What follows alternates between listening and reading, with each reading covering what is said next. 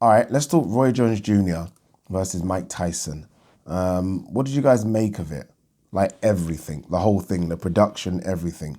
I obviously was listening to the Talksport commentary, so I couldn't hear the stateside commentary. But going by what people are saying on social media, Snoop was actually quite entertaining on commentary duty. So what did you guys, if you guys were listening to that feed, I'm sure most of you were, what was it like listening to that feed? What did you make of the production value? Watching it, it seemed okay, right? It wasn't nothing fancy, right? They weren't trying to go OTT with it like we've seen, I guess, over here with some of the fights put on behind closed doors. But it seemed decent just from a production standpoint. What did you make of the fight? I will say this, I was pleasantly surprised by it all. I can't lie, I didn't expect Mike to be in that good of a shape. I didn't expect that at all. I thought Mike would be tired after 20 seconds, but he wasn't. It was almost the opposite. Roy looked shattered. Roy weirdly looked shattered, and this is, I'm going to get onto this point. Roy weirdly looked shattered after round 3 or 4. He either got his second wind or he was playing possum, because after the fight he seemed quite fine.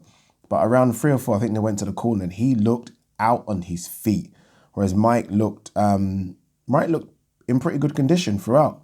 I will say that, and that's credit to both. Again, Mike's 54 years old. What's Roy? Roy's 51, 52.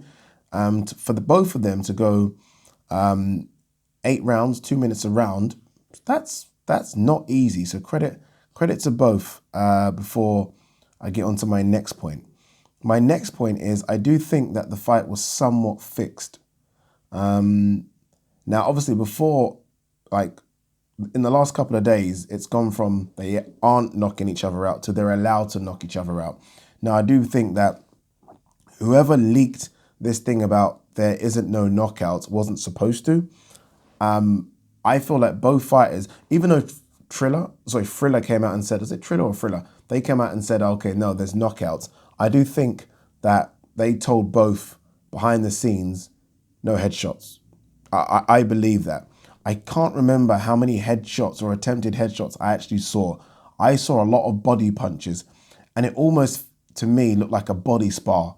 That's what it was. There were openings. I saw it from the very first 2 rounds, maybe not rounds 3 to 8, but the first 2 rounds, Roy Jones had clean opportunities to land on Mike and refused to. Now, there were a few times when I think they kind of went off script and tried to land some headshots, but the majority of it was body sparring. Go back and watch it.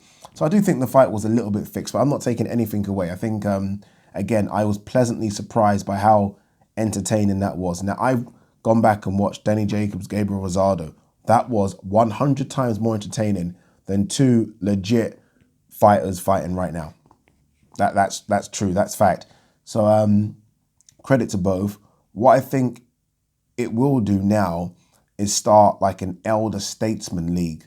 I do believe that this is the start of like an over 50s league. If both of these fighters came out safe and it done incredible numbers, which this would have done, this, I think, is going to be one of the highest grossing boxing events ever. No exaggeration. I really do believe that. I think this is trending to get well over 1.5 million pay-per-view buys. Fact. I mean, they went full on this. I mean, Snoop was on it. I mean, some of the people that were tweeting about it, even to have Nate Robinson and Jake Paul, who we know both have following, especially Jake Paul. Nate Robinson as well, all the NBA people were tweeting about it. So this is going to do massive, massive numbers, and it's going to make a lot of money. And I can see there being now almost like an over 50s league in boxing, where they do 2-minute rounds, where they make the gloves a bit bigger, and where they maybe tell them beforehand, look, no headshots. It's true. I do think that will happen. I do wonder how successful it will be if the guy in the opposing corner isn't Mike Tyson. Like, would a Lennox Lewis, Riddick Bowe, if they were both in shape, do good numbers? Do you know what I mean? I don't think it's going to have that same pull. Will a Mike Tyson versus Cannon the Shannon or Shannon the Cannon do? Yeah. Will Mike Tyson versus Evander? So Mike's definitely got fights, but I do wonder if we might start to see an over 50s league. I do wonder, and these fighters will take it, right? If they can pass their medicals, if they can show that they're in relatively good shape, which Mike and Roy did, I think we'll see. I think we'll see that. I think this is the birth of something. I mean, we have seen exhibition fights before, but this was definitely way more than an exhibition fight, right? This was, as far as I'm concerned, a real fight. Although, again, I think it was a bit of a body spar session. It was still a real fight. So credit to both. It ended in a draw. It was always going to end in a draw. So, yeah, don't know. I think it's the start of something, people. Badu Jack fought on this card as well. He fought Blake McKernan. It is Blake McKernan. Yeah, I'm just looking at the name now. That fight should have been stopped way before the end. Way before. I was working on the fight, and I was speaking to Andy Clark, who's one of the commentators, and I was saying, surely they should just pull this guy out. Like, what? I get the guy's unbeaten, I get that, but it's not like he's an unbeaten prospect. He's unbeaten just because he's been fighting other club fighters.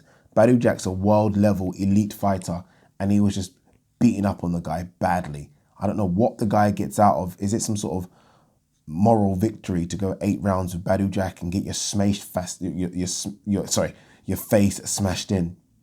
Don't get it. That fight should have been stopped early. But look, apart from that, well done to the organisers. Well done to everyone. It was different. To get Snoop involved was different. Israel Adesanya in there was different. No complaints about it whatsoever. And again, I think this is the start now of almost like a seniors league.